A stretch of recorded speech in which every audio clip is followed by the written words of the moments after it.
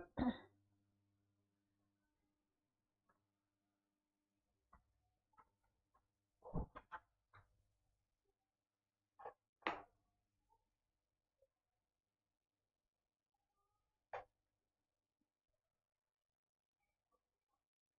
Student, स्वागत है आप सभी का डब्ल्यू परिवार के इस प्लेटफॉर्म पर। और हमारा टॉपिक चल रहा था पिछली क्लास में सिंधु घाटी सभ्यता, वो हो चुका है कंप्लीट। तो आज एक नया टॉपिक शुरू हो रहा है, वैदिक सभ्यता। तो वेरी वेरी इंपॉर्टेंट टॉपिक होगा।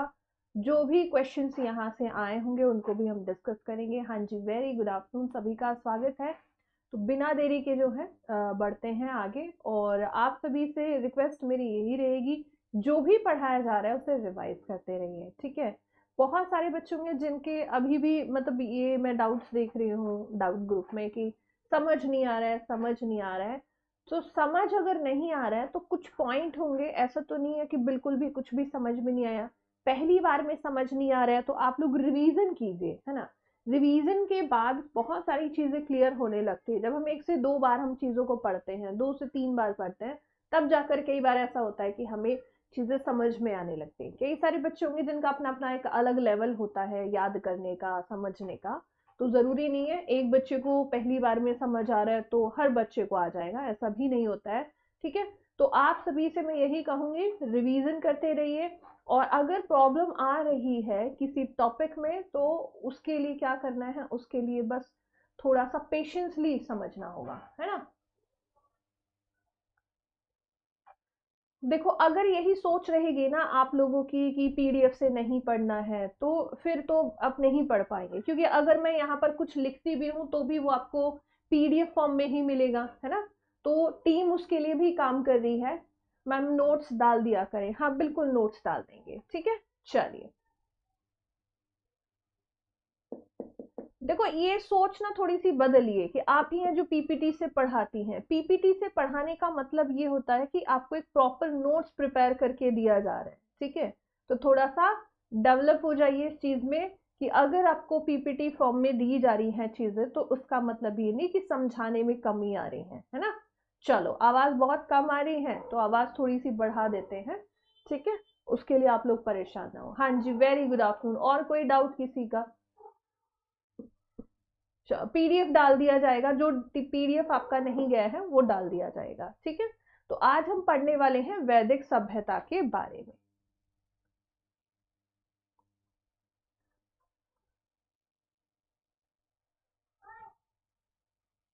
आप जो क्लास में पढ़ाते हैं उससे प्रिपेयर करूं या फिर जो हैंड रिटन नोट्स देती हैं?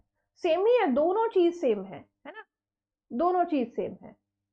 चलो, हाँ बिल्कुल। देखो, आपको एग्जाम क्रैक करना है, अब वो मैं बस मेरे समझाने के तरीके पे आप जाइए कि आपको समझ आना चाहिए। चाहे वो हैंड रिटन हो या पीपीटी हो। पीपीटी थोड़ी सी ऐसे बन जाती है कि वहां पर सारी चीजें लाइन टू लाइन होती हैं, है ना। आप लोगों को भी वहां नोट्स बनाने की जरूरत ना पड़े, इसीलिए दिया जाता है। एग्जाम की एनी अपडेट अभी कोई नहीं है, ठीक है। चलो, तो बढ़े अब जो है, आते हैं अपने टॉपिक की तरफ। टॉपिक है हमारा वैदिक सभ्यता। तो सबसे पहले हम समझेंगे ये जो वैदिक सभ्यता है, इसके बारे में पहले हम भौगोलिक जानकारी लेंगे। किनके द्वारा जो है वैदिक सभ्यता किनके द्वारा बसाई गई थी, एरिया कौन सा था, क्षेत्र कौन सा था, वैदिक सभ्यता के बारे में हमें जानकारी कहाँ कहाँ से मिलती है। फिर इसके बाद हम इनके व्यवसाय पर आएंगे। और इसके अलावा जो इनका धर्म था या वर्ण व्यवस्था थी, इस तरीके के क्वेश्चन एग्जाम में पूछे जाते हैं। कुछ नदियों के नाम भी पढ़े हैं हमने कि सप्त सिंधु प्रदेश हुआ करता था, तो वहां पर जो 7 नदियां हैं उनको वर्तमान में किस नाम से और पहले किस नाम से जाना जाता था। इस तरीके के क्वेश्चन एग्जाम में आते हैं, ठीक है। चलिए, तो शुरुआत करते हैं और सबसे पहले समझते हैं कि जो वैदिक सभ्यता शब्द है, ये इसका मतलब वैदिक सभ्यता कहाँ से जो है उत्पत्ति या इसकी शुरुआत कहाँ से होती है। दो तरीके से इसका डिवीजन किया गया है ना। दो तरीके से इसे बांटा गया है। तो अगर हम बात करें, पहला जो हो जाएगा, पहला काल जो कहा जाता है वो हो जाएगा ऋग्वैदिक, है ना। पहला हो जाएगा ऋग्वैदिक काल। इसकी जो समय सीमा है वो अलग है, और उसके बाद इसके बाद वाला जो पीरियड है उसे कहा गया है उत्तर वैदिक काल, ठीक है। तो इसकी समय सीमा अलग है। यानी इसकी बात करें हम तो इसके ऋग वैदिक काल की जो समय सीमा है वो क्या हो जाएगी, 1500 बीसी से लेकर 1000 बीसी के बीच में मानी गई है। ठीक है, इसके बाद अगर उत्तर वैदिक काल की बात करें तो उत्तर वैदिक काल में 1000 बीसी से लेकर 600 बीसी के बीच में जो है इसकी समय सीमा मानी गई है। ठीक है, चलो अब बढ़ते हैं। यहाँ पर जो है ये जो वैदिक शब्द है, अगर इसकी हम बात करें, वैदिक शब्द, इसका मतलब जो है क्या होगा कि एक शब्द है संस्कृत का विद। ठीक है, विद जो है धातु शब्द है जिससे ये बना है और ये संस्कृत का शब्द है। ठीक है, संस्कृत का ये शब्द है और इसका अर्थ क्या होता है, इसका अर्थ है वेद। ठीक है, क्या है, वेद है। ठीक है, तो ये कई बार पूछ लिया जाता है एग्जाम में, ऐसे भी होता है। अच्छा ठीक है, वो भी करा देंगे, उसके लिए भी परेशान आप लोग बिल्कुल नहीं होंगे। ठीक है, चलो तो यहाँ पर जो है विद से आई है, विद धातु शब्द है जो संस्कृत का शब्द है और उसका अर्थ होता है नॉर्मली वेद। तो अगर हम कहें कि भाई हमें जो वैदिक सभ्यता है इसकी जानकारी कहाँ से मिलती है, तो वैदिक सभ्यता की जानकारी हमें मिल रही है वेदों से। ठीक है, तो यहाँ पर जो है जो वेद है वो, अब देखो वेद के बारे में मैंने आपको जब ऐतिहासिक स्रोत पढ़ाया था उस समय आपको मैंने समझाया था चारों वेदों के बारे में जो इंपॉर्टेंट फैक्ट्स थे।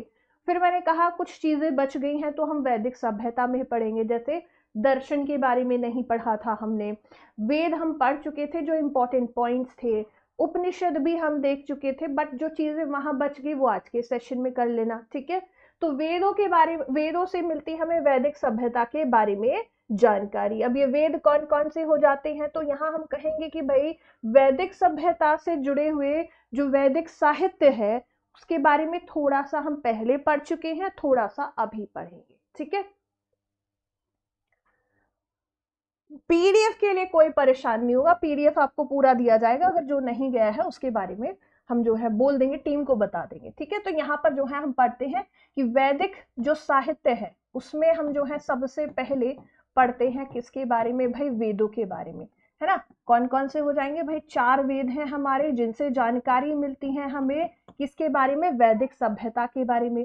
तो 4 वेद में सबसे पुराना हो गया ऋग्वेद, इसके अलावा आप कहोगे यहाँ पर आ जाएगा आपका सामवेद, सामवेद के अलावा क्या आ जाएगा, यजुर्वेद, और यजुर्वेद के बाद आ जाता है अथर्ववेद। ठीक है, तो इन चारों वेदों से हमें मिलती है किसके बारे में, वैदिक सभ्यता के बारे में जानकारी। ठीक है, इसके अलावा अगर हम बात करें, इसको बसाने का जो श्रेय है, वैदिक सभ्यता को बसाने का जो श्रेय है वो किसे जाता है, वो जाता है आर्यों को।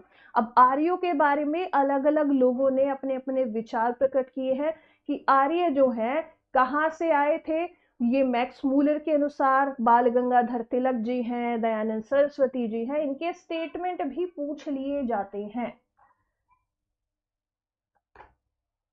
मैम आखिरी में डाउट ले लिया करें, हाँ बिल्कुल डाउट ले लेंगे। ठीक है, उसके लिए परेशान नहीं होना है।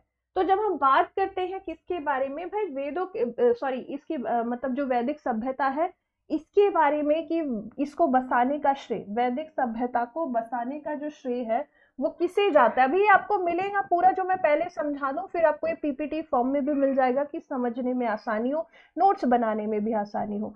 तो वैदिक सभ्यता को बसाने का श्रेय, बसाने का श्रेय किसे जाता है, ये जाता है आर्यों को। ठीक है, अब ये जो आर्य थे इनकी अगर हम बात करें, इन्हें आर्य ही क्यों कहा गया है, इन्हें आर्य इसलिए कहा जाता है क्योंकि ये जो बोलते थे ना संस्कृत भाषा, इसी आधार पर इन्हें आर्य माना गया है। आर्य को इंग्लिश में जो है एक वर्ड दिया जाता है नोबल, है ना, इन्हें नोबल या आप कहोगे बेस्ट, या जो महान लोग हैं उन्हें आर्य कहा जाता है, ये इसका अर्थ लिया जाता है। ठीक है, और आर्यों के द्वारा जो बोले जाने वाली भाषा थी वो थी संस्कृत। ठीक है, तो इसी कारण इन्हें जो है भाषाई रूप में जो है इन्हें कहा गया आर्य। ठीक है, इस आधार पर इन्हें नाम दिया गया था आर्य। ठीक है, यहां तक कोई दिक्कत किसी को। हाँ, अब बढ़ेंगे, ये आर्य कहाँ से आए थे, तो आप जो है एग्जाम में भी क्वेश्चन देखे होंगे, नहीं देखे हैं तो कोई बात नहीं है, उस पर भी आते हैं। तो अगर हम आर्यों की बात करें तो आर्यों के बारे में ये कहा गया है कि भाई जो मैक्स मूलर का स्टेटमेंट दे दिया जाए। मैक्स मूलर जो है इन्होंने कहा है कि आर्य मध्य एशिया के निवासी थे। आर्य मध्य एशिया के निवासी थे और यहां से जो है ये भारत आए थे। ठीक है, ये वाला जो रीजन है ना आपका कैस्पियन सी और जो आपका ब्लैक सी है, इसके बीच वाला जो रीजन है, यहां से जो है ये ट्रेवल करते हुए पहुंचते हैं इंडिया। इस तरीके से ये इंडिया में फैले। ठीक है, तो ये स्टेटमेंट भी पूछा गया है।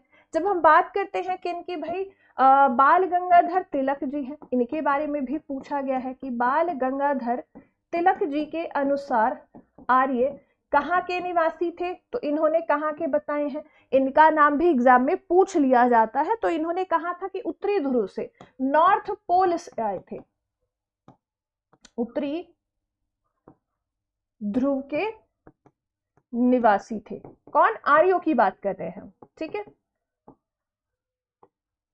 आर्य उत्तरी ध्रुव के निवासी थे।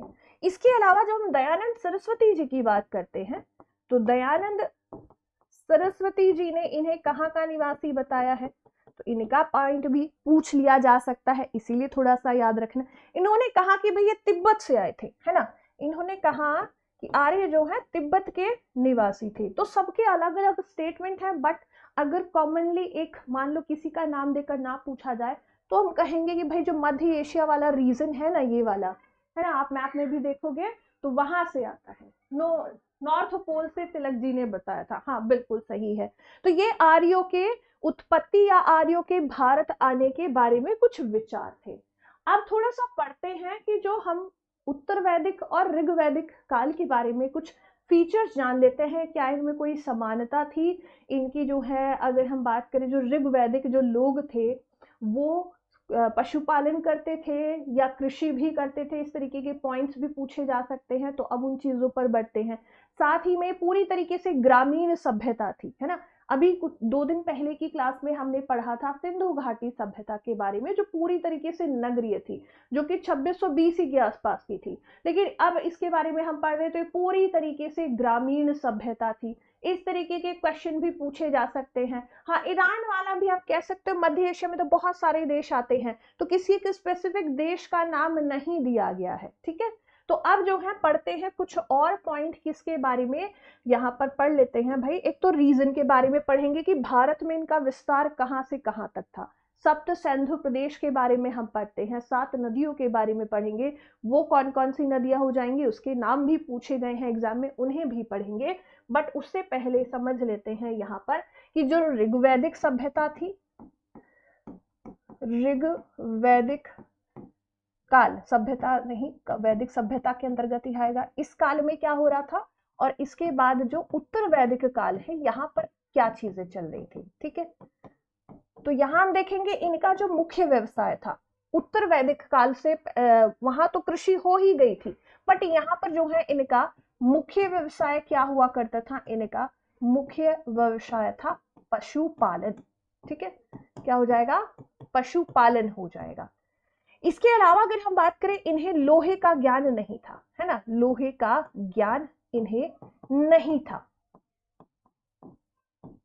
नहीं था। ठीक है, यहां पर क्या था, यहां पर कृषि, कृषि जो है इनका मुख्य व्यवसाय हुआ करती थी। कृषि है तो पशुपालन भी होगा, है ना। वहां पर वो कृषि नहीं करते थे। इस तरीके के पॉइंट्स भी एग्जाम में पूछे गए हैं। हाँ जी, वेरी गुड आफ्टरनून, सभी का स्वागत है। किसी को कोई डाउट हो तो पूछ लीजिएगा। जब हम वैदिक सभ्यता की बात करते हैं तो क्वेश्चन जब बनता है तो पूरी तरीके से ग्रामीण थी। इससे भी क्वेश्चन आया है कि शहरी थी कि ग्रामीण सभ्यता थी, तो ये पूरी तरीके से एक ग्रामीण सभ्यता थी। ठीक है, एक पॉइंट ये हो गया। इसके अलावा समय सीमा भी मैंने आपको बता ही दी है। अब यहाँ पर जो है पॉइंट आया, सप्त सिंधु प्रदेश में जो है जो वैदिक सभ्यता के लोग थे, आर्यों का भारत में जो निवास स्थान माना गया है, निवास स्थान, वो सप्त सिंधु प्रदेश प्लस गंगा घाटी क्षेत्र माना गया है। जब हम ऋग्वेद काल की बात करते हैं, इस वाले काल की बात करते हैं, तो यहाँ पर ये जो लोग थे ना, इनका जो स्थान था मुख्यतः ये कहाँ रह रहे थे, ये सप्त सिंधु प्रदेश में रह रहे थे। अब सप्त सिंधु कौन सा होगा वो भी बताऊंगे भी, ठीक है। तो ये सप्त सिंधु प्रदेश में थे। अब ये जो उत्तर वैदिक काल के जो लोग हैं ना, ये सप्त सिंधु में भी और गंगा घाटी, मतलब आपका जो उत्तर भारत रीजन है जहां पर गंगा नदी प्रवाहित होती है, वहां पर भी इनका निवास स्थान देखने को मिला, मतलब ये यहाँ पर भी रहते हैं बाद में। तो सप्त सिंधु क्षेत्र प्लस गंगा घाटी क्षेत्र, यहां पर भी इनके जो है कुछ साक्ष्य देखने को मिले हैं, ठीक है। चलो, और मैम किस एनिमल पशु का ज्ञान नहीं था, वो भी बताऊंगी, आगे बताऊंगी। मुझे समझ में नहीं आया, और किसको समझ में नहीं आया भाई, इंग्लिश में भी लिखें। अच्छा ठीक है भाई, इंग्लिश में भी लिख देंगे, आगे आपको पूरी चीजें मिलेंगी बाइलिंगुअल।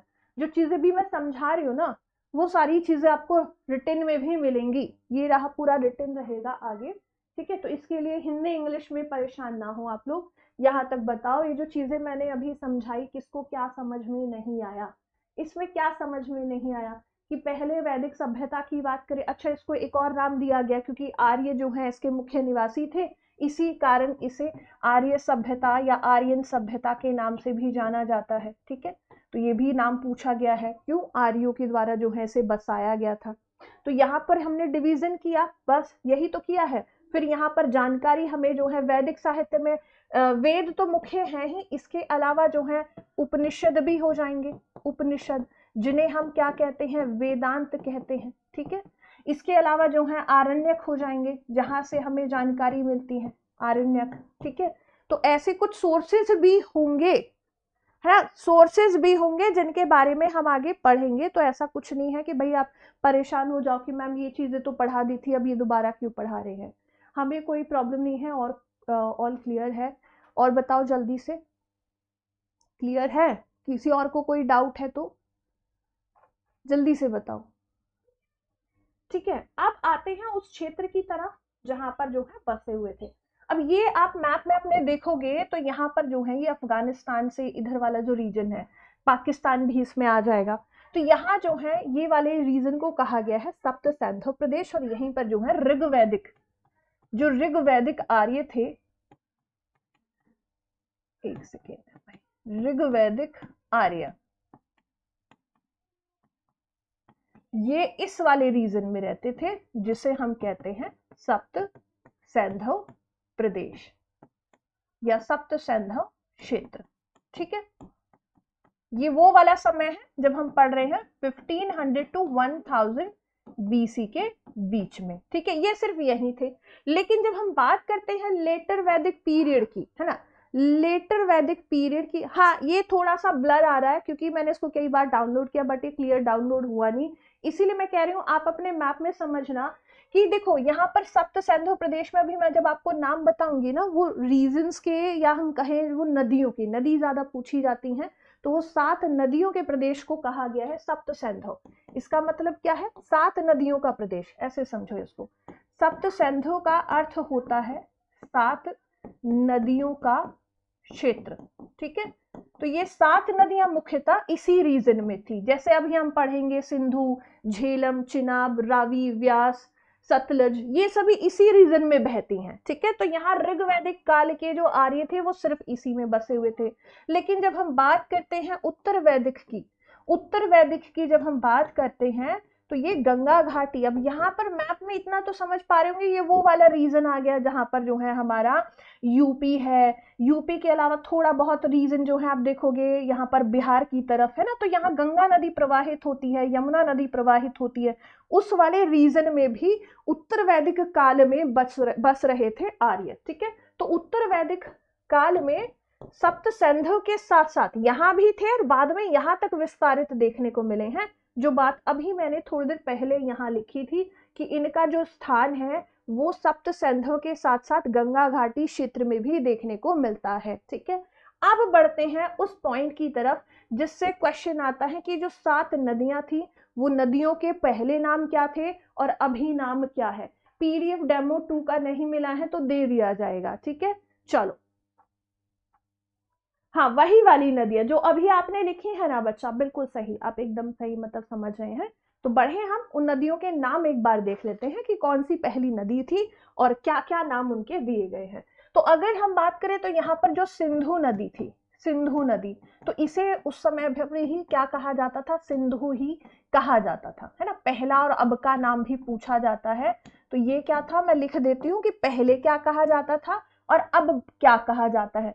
तो सिंधु नदी हो गई एक, तो पहले इनके नाम लिख देती हूँ। पहली नदी सिंधु, दूसरी कौन सी हो जाएगी, सिंधु की सहायक नदियां हैं ये, ठीक है। तो टोटल जो है आपकी 7 नदियां हो जाएंगी। पहली है सिंधु, दूसरी हो जाएगी झेलम, झेलम जिसे वितस्ता के नाम से जाना जाता था, उस समय वितस्ता कहा जाता था, वितस्ता, वितस्ता, ठीक है। उसके बाद जो है आती है आपकी कौन सी आएगी, रावी आएगी कि व्यास आएगी, बताओ भाई, जो भी नाम याद आ रहा है उसको लिख लो। चिनाब है, चिनाब, रावी, रावी के बाद है व्यास, और व्यास के बाद कौन सी आ जाएगी, सतलज है, और एक हो जाएगी सरस्वती, सतलज और सरस्वती, ठीक है। अब यहाँ पर जो है, जो झेलम, झेलम का नाम पहले वितस्ता हुआ करता था। जब हम चिनाब की बात करेंगे इसे अस्किनी कहा गया है, अश्किनी, यहां से क्वेश्चन एग्जाम में पूछे जाते हैं, अश्किनी है। रावी को क्या कहा जाएगा, परुषणी, क्या कहा जाएगा, परुषणी इसे कहा जाएगा, ठीक है। व्यास को क्या कहा जाएगा, व्यास को कहा जाएगा विपासा, विपासा, और जो सतलज है इसे कहा जाएगा शत्रुदी, शत्रुदी, और सरस्वती को क्या कहा जाएगा, नदी तमा, माते तमा, सबसे पवित्र नदी इसे कहा गया है। तो कई सारे क्वेश्चन आए हैं कहां से, कि जो ऋग्वैदिक काल है इसमें या उत्तर वैदिक काल है इसमें गंगा नदी का नाम, गंगा नदी का नाम का उल्लेख, उल्लेख कितनी बार मिला है, एक बार, ठीक है। इसके अलावा जो यमुना नदी है, यमुना नदी, इसके नाम का उल्लेख, नाम का उल्लेख 3 बार देखने को मिलता है। और सबसे पवित्र नदी, सबसे पवित्र नदी किसे कहा गया है, तो सबसे पवित्र नदी सरस्वती को। सबसे मुख्य नदी जो है वो कौन सी थी, वो थी सिंधु, सबसे मुख्य नदी ये थी सिंधु नदी, सिंधु नदी, ठीक है। चलो, मॉडर्न हिस्ट्री कब होगा, मॉडर्न हिस्ट्री भी शुरू करेंगे अब, ठीक है। चलो आगे बढ़े। अब जान लेते हैं वो वाले पॉइंट्स जो यहाँ हैंड रिटन है। जैसे कुछ चीजें तो मैं बता ही चुकी हूँ, ठीक है। तो अब जो है जिन्हें हिंदी और इंग्लिश का इशू हो रहा था वो यहाँ पर उम्मीद है चीजें क्लियर होंगी। तो ऋग्वैदिक काल हमने डिवीजन कर लिया है, ठीक है। आर्यों द्वारा विकसित ग्रामीण व्यवस्था थी, मध्य एशिया के लोग थे मैक्स मूलर के अनुसार। इसके अलावा अगर हम बात करें तो सर्वप्रथम पंजाब रीजन, सप्त सिंधु प्रदेश कौन सा वाला है, पंजाब वाला रीजन है। और उसके बाद हम देखते हैं कि इन्हें जो है माना गया है अफगानिस्तान वाले रीजन में भी, क्योंकि जैसे हम जो है ये वाला राइट हैंड है, इसमें ऊपर आप बढ़ोगे तो भारत, पाकिस्तान, और पाकिस्तान से ऊपर जो है अफगानिस्तान, ये यहाँ पर निवास कर रहे थे ऋग्वैदिक काल वाले। उसके बाद जो है गंगा घाटी क्षेत्र में भी इनका निवास देखने को मिलता है, ठीक है। इसके अलावा अगर हम कहें यहाँ पर जो इनकी भाषा थी वो थी संस्कृत। यहाँ पर एक चीज और याद रखना कि अभी जो हम संस्कृत पढ़ते हैं वो वैदिक संस्कृत नहीं है, वैदिक संस्कृत यहाँ पर थी। ऋग्वेद काल में या वैदिक सभ्यता में जो संस्कृत थी वो संस्कृत कौन सी थी, वैदिक संस्कृत, ठीक है। अभी जो हम बोलते हैं वो कौन सी है, या फिर बोल तो नहीं पाते हैं लेकिन जो पढ़ते हैं वो कौन सी है, वो है लौकिक संस्कृत, ठीक है। तो दोनों में अंतर है। ये हिंदी कभी पढ़ी होगी आपने तो उसमें देखते हैं किस तरीके से भारतीय भाषाओं का या बोलियों का विकास हुआ है। तो सबसे पहले वैदिक संस्कृत थी, उसके बाद आती है लौकिक संस्कृत, ठीक है। तो यहाँ वेदों के बारे में जब भी हम पढ़ेंगे तो वैदिक संस्कृत लिखी हुई है, ठीक है।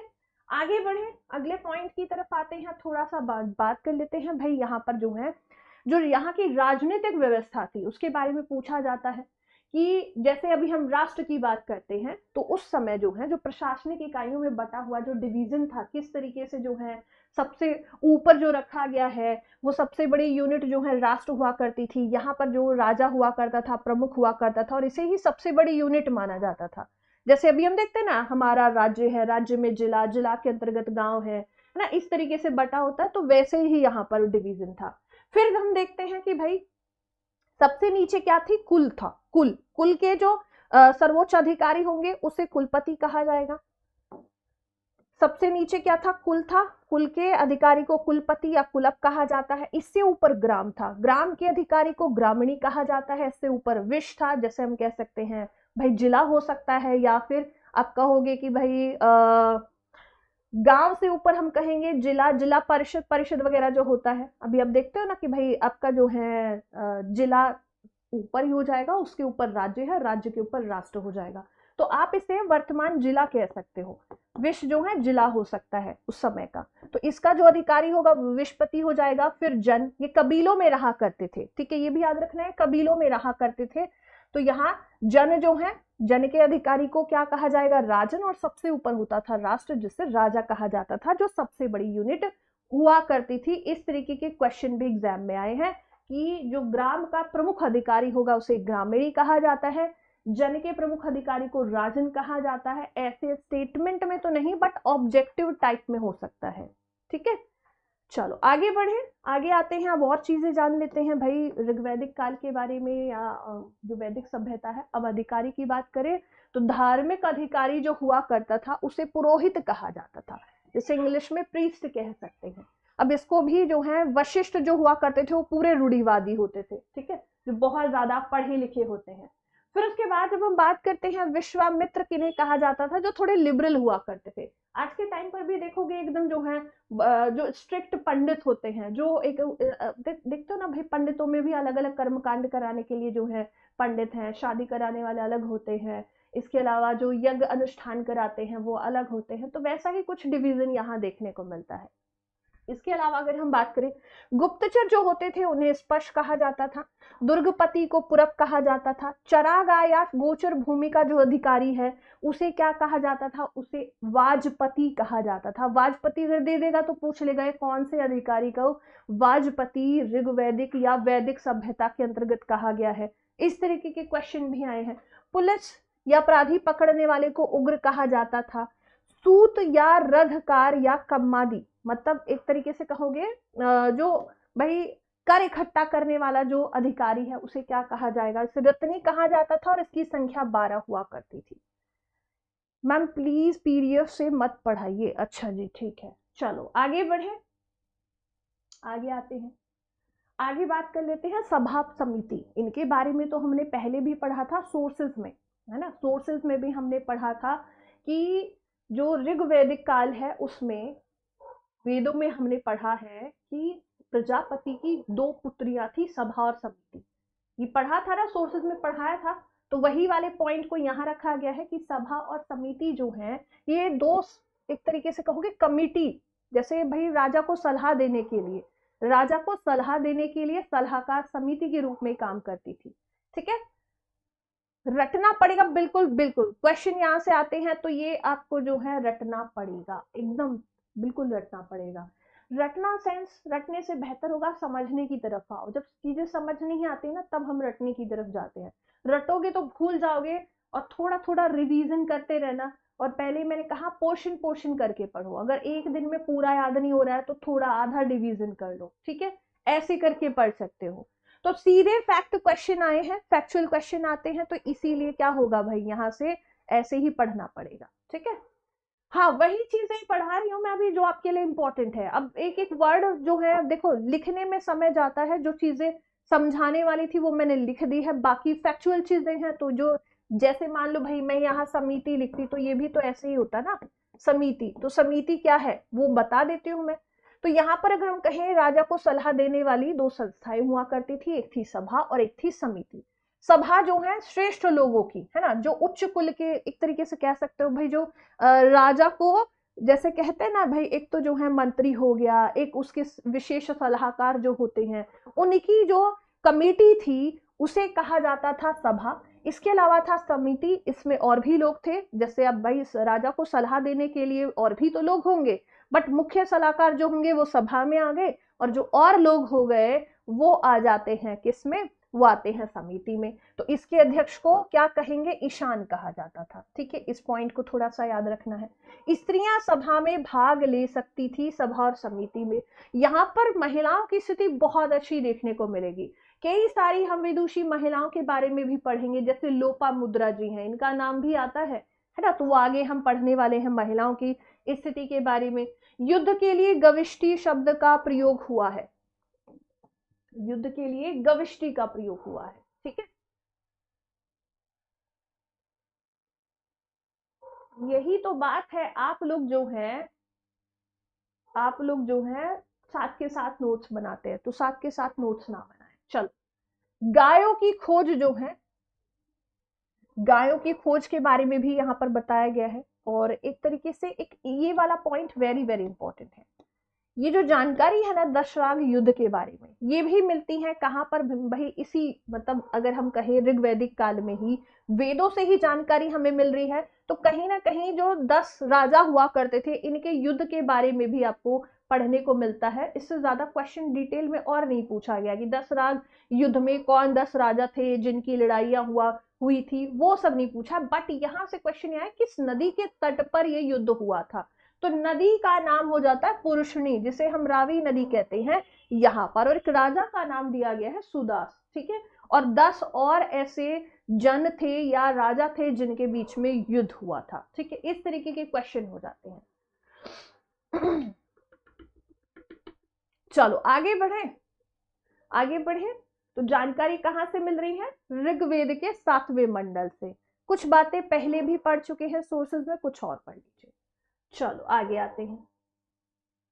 अब आते हैं सामाजिक जानकारी। बिल्कुल भाई, यहाँ वर्ण व्यवस्था के बारे में पढ़ना जरूरी है, क्या वर्ण व्यवस्था थी या नहीं थी। ठीक है, तो यहाँ पर 10वें मंडल में मैंने बता दिया था पहले ही वर्ण व्यवस्था के बारे में, जब हम ऋग्वेद पढ़े थे थोड़ा सा, यजुर्वेद, सामवेद, ये सारा हम पहले पढ़ चुके हैं। तो उसी को कनेक्ट करो यहाँ पर।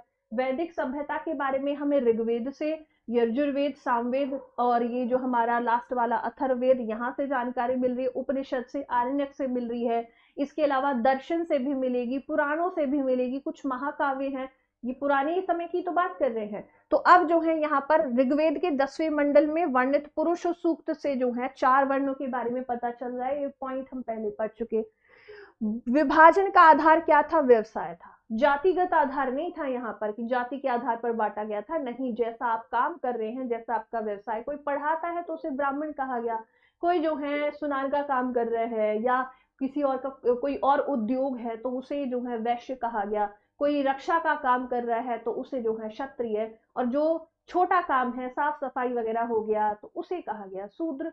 बस इस आधार पर, यहाँ जातिगत आधार पर नहीं बांटा गया था। ठीक है, आगे बढ़ते हैं। आगे क्या कहा गया है, तो यहाँ पर पितृसत्तात्मक था, पिता के अनुसार, है ना, जैसे पिता बड़े डिसीजन लेंगे, पिता का नाम आगे चलता है, वो वाली व्यवस्था यहाँ पर देखने को मिलती है। इसके अलावा अगर हम बात करें, सब ऊपर से क्यों जा रहा है भाई, क्या समझ में नहीं आया ये बताओ। 7वें मंडल में है, तो यहाँ 7वें ही की तो बात की गई है भाई। ऋग्वेद के 7वें मंडल में इस दशराज युग के बारे में, ये जो दशराज युद्ध था, 10 राजाओं के बीच में जो युद्ध हुआ था, इसके बारे में जानकारी मिलती है। और यहाँ पर हम पढ़ रहे हैं किसके बारे में, यहाँ पर वर्ण व्यवस्था की बात कर रहे हैं। तो ये जो 10वां मंडल का पुरुष सूक्त था, उसके बारे में कहा गया है ऋग्वेद में। इस जो हम अभी पढ़ रहे हैं वर्ण व्यवस्था, इसके बारे में 10वें मंडल में कहा गया। तो दोनों चीजों को अलग रखो ना, क्या समझ में नहीं आ रहा है। हाँ, आगे आते हैं। महिलाओं की स्थिति बिल्कुल बेहतर थी, सभा समिति में शामिल हो सकती थी, और कई सारी महिलाएं हैं जिनका नाम आया है विदुषी महिलाओं के तौर पर, है ना, जैसे लोपामुद्रा जी, एजुकेटेड महिलाएं थी, पढ़ी लिखी महिलाएं थी उस समय।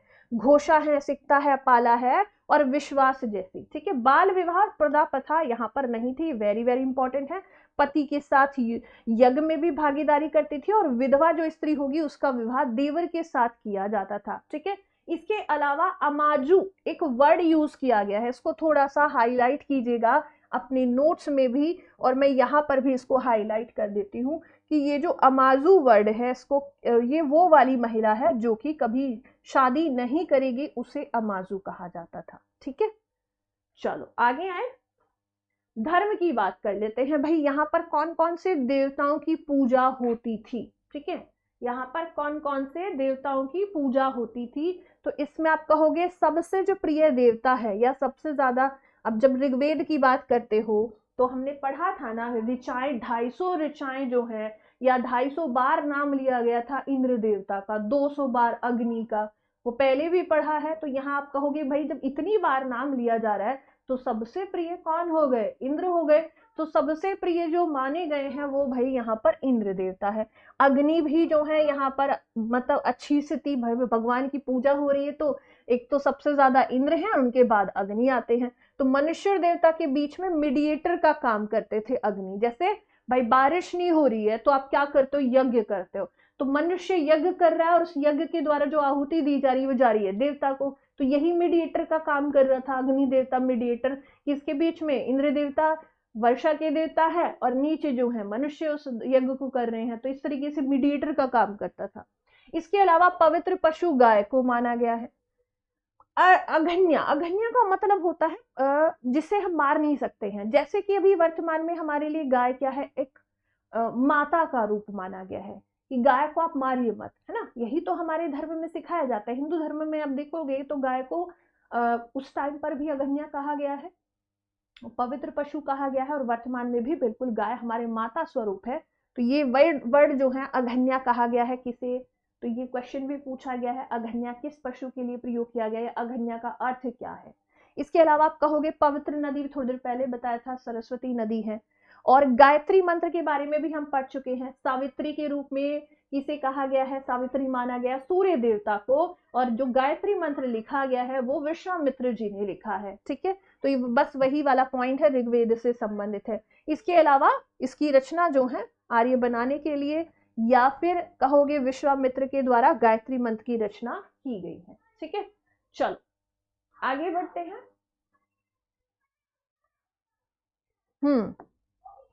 अब आते हैं यहाँ पर भाई किसको कौन सा देवता किस रूप में माना गया है, या किस देवता का क्या काम हुआ करता था ऋग्वेद काल में।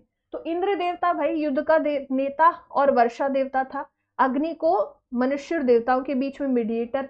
वरुण देव है पृथ्वी सूर्य के निर्माता, समुद्र का देवता। आप चाहे तो पढ़ लेना, बट ये 2 पॉइंट आप याद रखना है, इनसे तो क्वेश्चन आएगा ही, अग्नि और इंद्र से। ठीक है, बाकी आप सब चाहें, क्योंकि इनसे क्वेश्चन उतना नहीं आया। हाँ, ये थोड़ा ध्यो को याद रखना कि जो ध्यो देवता है इनका काम क्या है, तो आकाश के देवता को माना गया है ध्यो। ठीक है, तो ये कुछ पॉइंट्स रहेंगे, ये कुछ पॉइंट्स रहेंगे जिनको आप पढ़ लेना कि किस देवता के बारे में क्या कहा गया है, क्योंकि क्वेश्चन तो आया नहीं है, बट इन देवताओं के बारे में कहीं ना कहीं उल्लेख मिला है, इसीलिए इनके नाम के साथ किस रूप में माने गए हैं देवता या इनका काम क्या माना गया है वैदिक सभ्यता में, वो यहाँ मेंशन किया गया है। ठीक है, तो हो सकता है क्वेश्चन आ जाए, हो सकता है ना भी आए।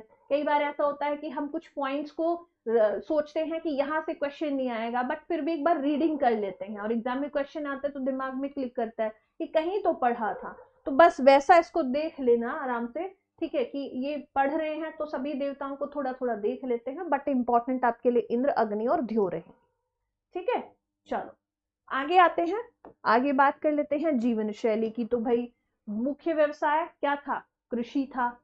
पशुपालन, यहाँ तो पशुपालन रहेगा, उत्तर वैदिक में कृषि रहेगा।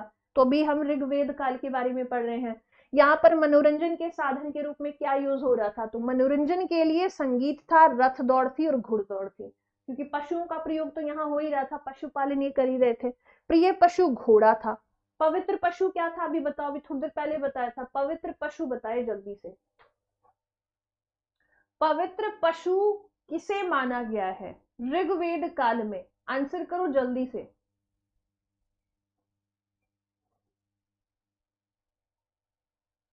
क्या आंसर होना चाहिए भाई? पवित्र पशु किसे माना गया? गाय। हाँ बिल्कुल सही है ना, गाय को माना गया है। प्रिय पशु घोड़ा। ठीक है, मुख्य पेय सोमरस था जो वनस्पतियों से बना हुआ था। ठीक है, इसके अलावा यहाँ पर वस्त्र की बात करें तो 3 प्रकार के वस्त्र थे, बास, अधिवास और उष्णीय।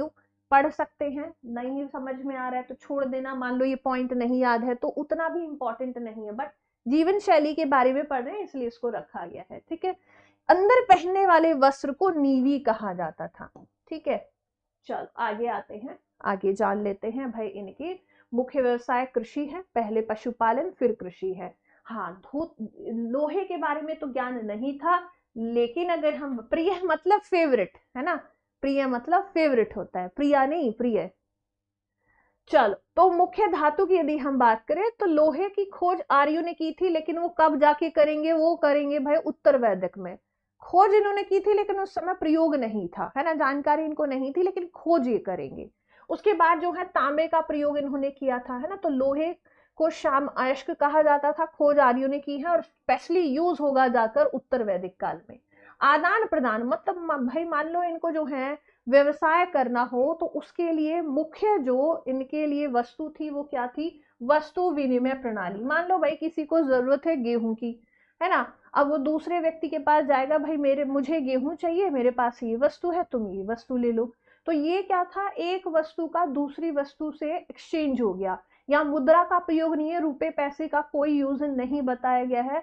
आपको जरूरत है भाई, आपके पास जो है मान लो भाई आपके पास गाय है, किसी को किसी और चीज की जरूरत है तो आप उसके बदले ले सकते हैं, दे सकते हैं, ये सारी चीजें हुआ करती थी। ठीक है, अब आते हैं आगे, तो यहाँ पर जो है पणी, पणी जो है वो वाली चीज थी जो व्यापार हेतु दूर तक, मतलब एक टर्म जो यूज किया गया, चीज ना कहकर टर्म कहेंगे।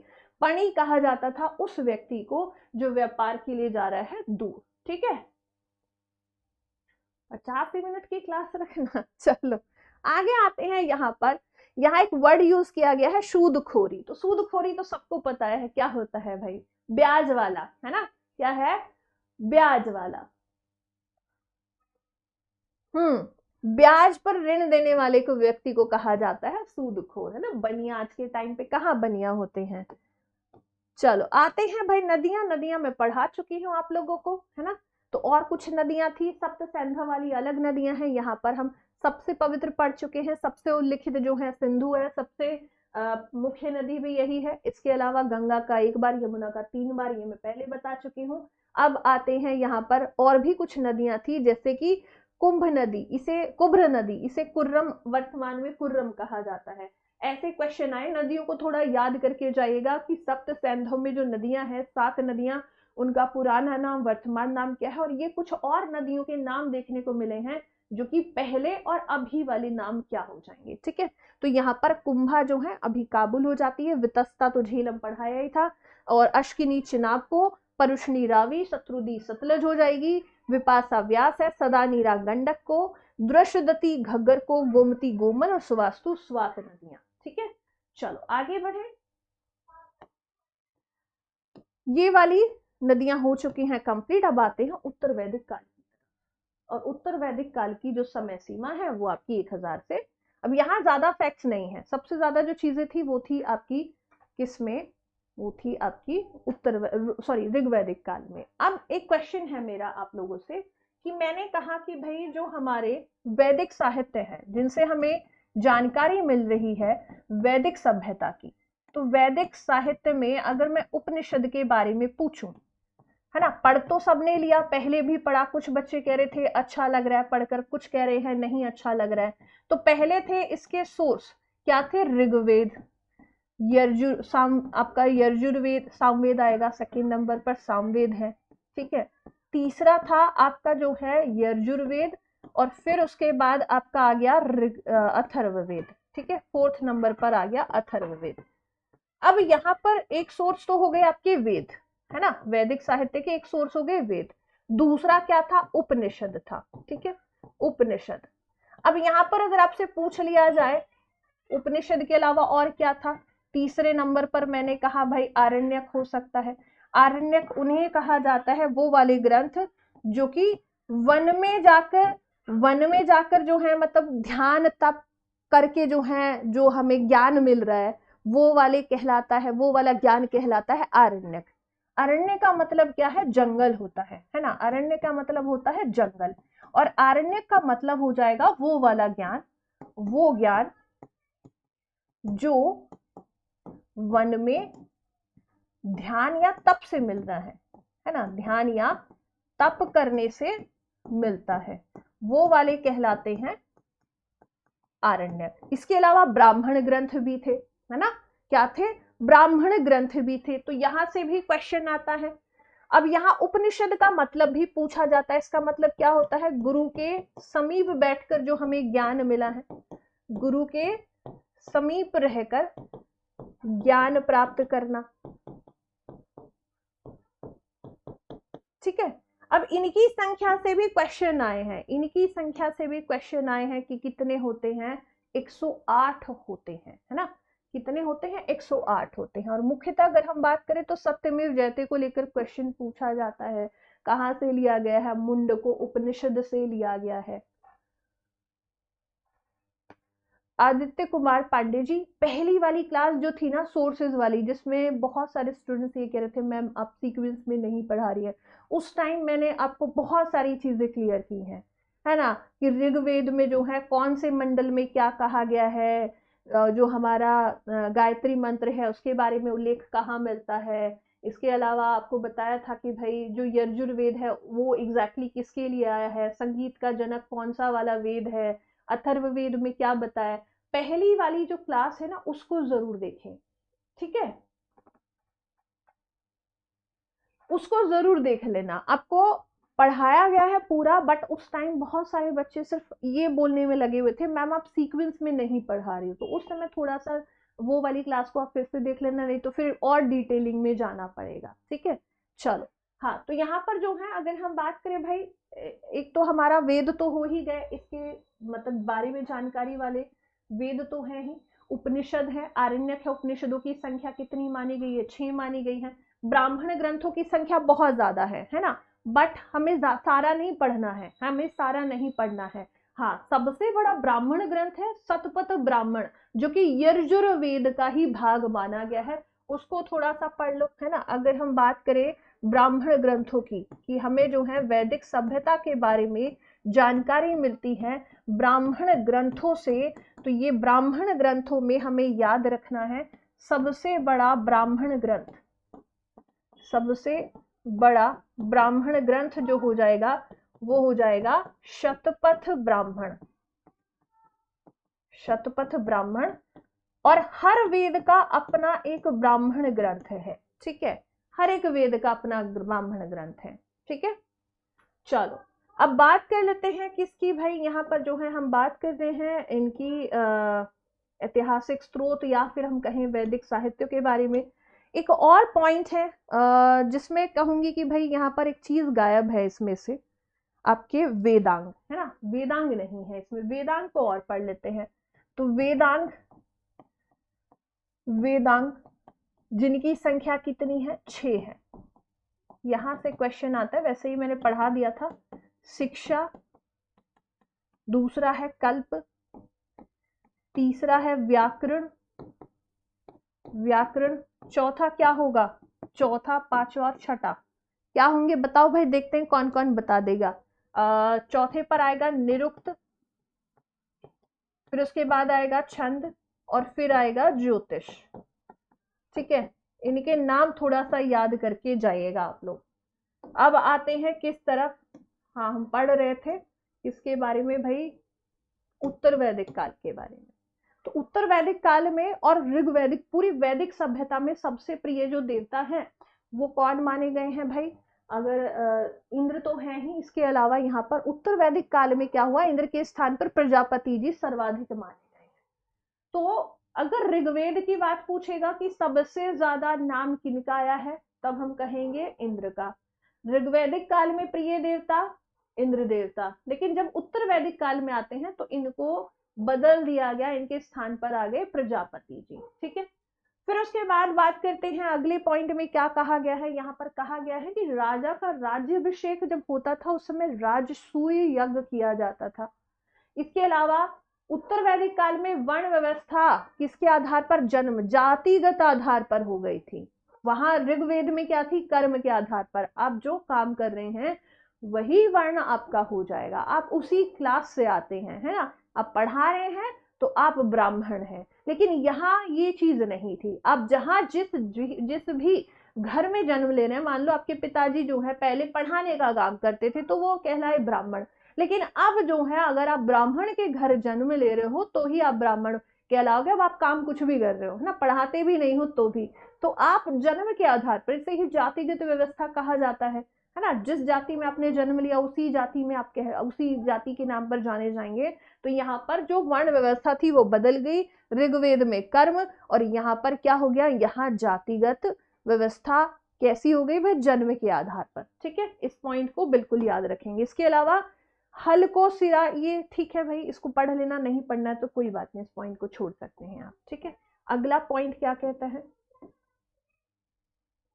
अगले पॉइंट में कहा गया है कि भाई यहाँ पर जो है अभी ऋग्वेद काल में जब हम व्यापार ने कहकर वस्तु विनिमय प्रणाली की बात करते हैं तो एक वस्तु के बदले दूसरी वस्तु दी जाती, मुद्रा का प्रयोग कहीं नहीं हुआ था।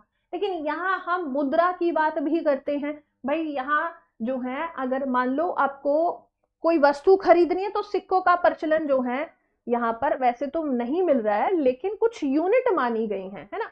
देखो यहाँ पर काल में, उत्तर वैदिक काल में निष्क और शतमान मुद्रा है जो यूनिट की तरह, मतलब मुद्रा की तरह इनका प्रचलन था, बट सिक्कों का कोई यूज नहीं है। हाँ, ये वस्तु खरीदने के लिए यूज हो रही है, बट एज ए कॉइन इनका यूज नहीं था। ठीक है, तो सिक्कों के चलन का कोई प्रमाण नहीं है, लेकिन ये कुछ ऐसी मुद्रा थी जिन्हें मतलब व्यापार के लिए ना कहते हुए कहेंगे कि भाई कोई वस्तु खरीदनी है उसके लिए यूज किया जा रहा है।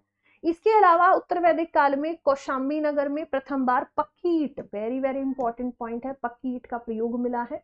इसके अलावा गोत्र नामक संस्था, अभी तक गोत्र का यूज कहीं नहीं हुआ था, वर्ण व्यवस्था के बारे में तो पढ़ा था लेकिन गोत्र नहीं था, तो इसी काल में जो है गोत्र का भी जन्म हुआ।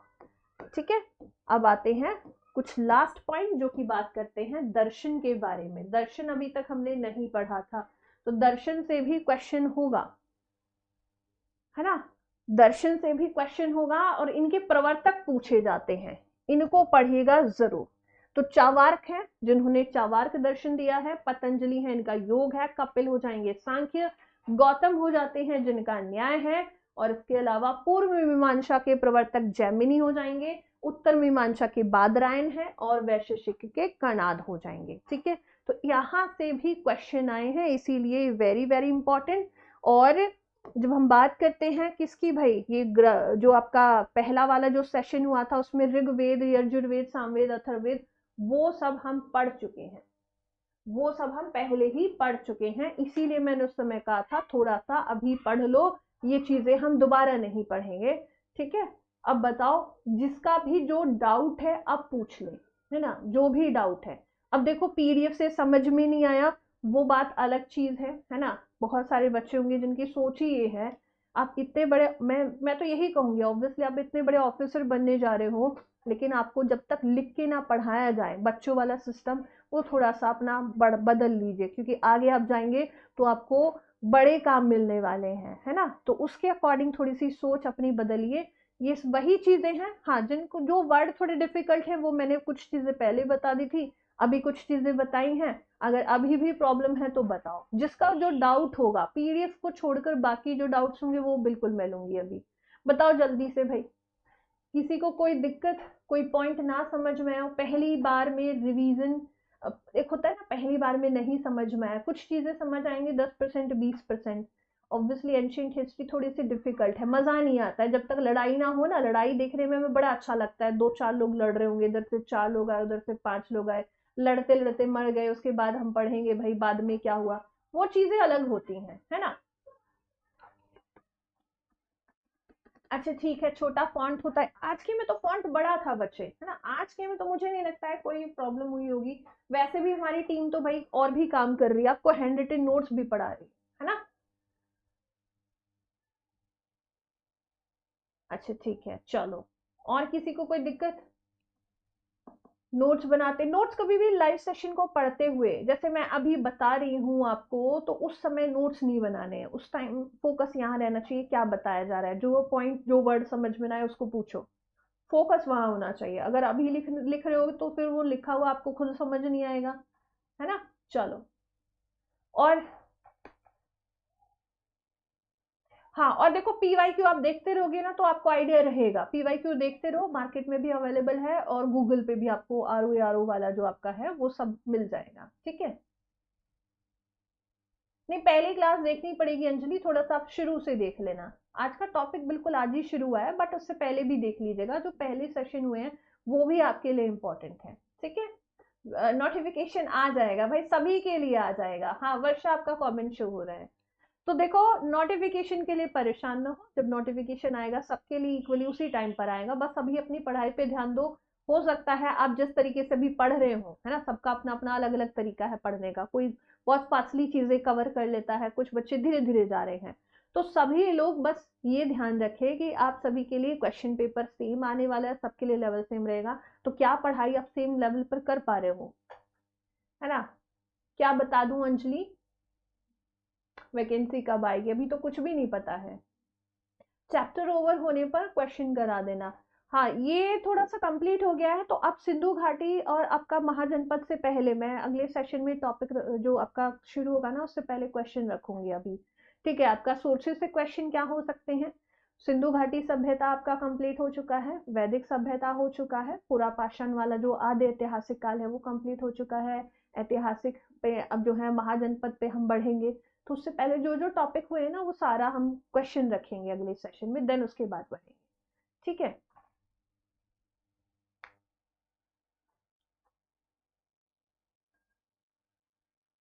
ओके, और कोई डाउट।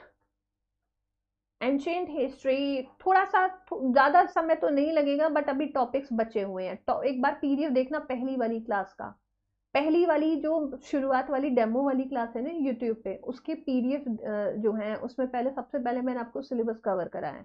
तो पहले सिलेबस को देखो कि क्या मैं करा चुकी हूँ, तो उससे एक आइडिया लग जाएगा अभी कितने टॉपिक और बचे हुए हैं, ठीक है। चलो, बढ़े हैं फिर क्लास की एंड करने की तरफ, और आप लोग जरूर जो है इसे रिवाइज कर लेना। हाँ, डेली लाइव ही होगी क्लास, रिकॉर्डेड नहीं होगी, ठीक है। चलिए, तो मिलते हैं अगले सेशन में। 5 तारीख को आपको क्लास होगी, कल और परसों की रहेगी आपकी छुट्टी। तो 2 दिन आप समय निकाल कर जो भी पढ़ा है उसे रिवाइज जरूर कर लीजिएगा, ठीक है। मिलते हैं अगले सेशन में। जय हिंद, जय भारत।